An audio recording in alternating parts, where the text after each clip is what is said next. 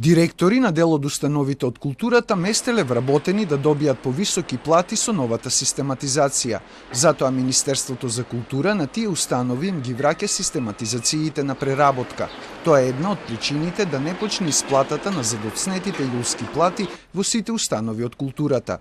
Дел од директорите од институциите, не знаеме точно кои институции, кои директори, но дека се обиделе на одредени вработени да им ги подобрат работните места, односно да ги распоредат на повисоки работни места со изработката на новата систематизација и додолување на новите решенија.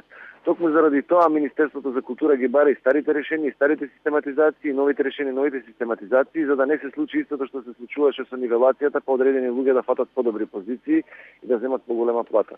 Поради вратена систематизација на доработка, над 500 вработени во Националната опера и балет деновиве нема да ги земат платите за јули.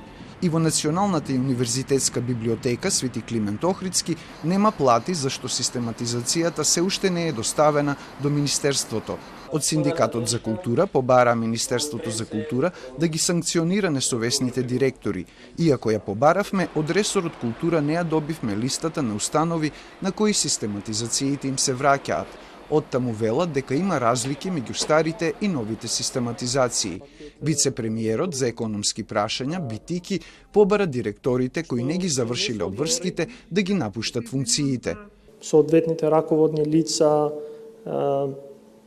не испорачале тоа што е очекување од граѓаните, ја мислам дека не треба да очекуваат да некој ги смени, туку сами треба да се заменат.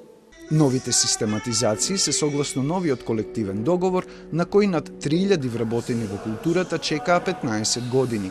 Новата министерка за култура, Ирена Стефоска, на минатонеделната средба со синдикатите рече дека по доставените систематизации и пресметки ќе бидат пуштени и платите за август. Со колективниот договор платите ќе пораснат, но има и намалувања кај поединци кои неиздржано порано земале високи плати со одлука на директорите.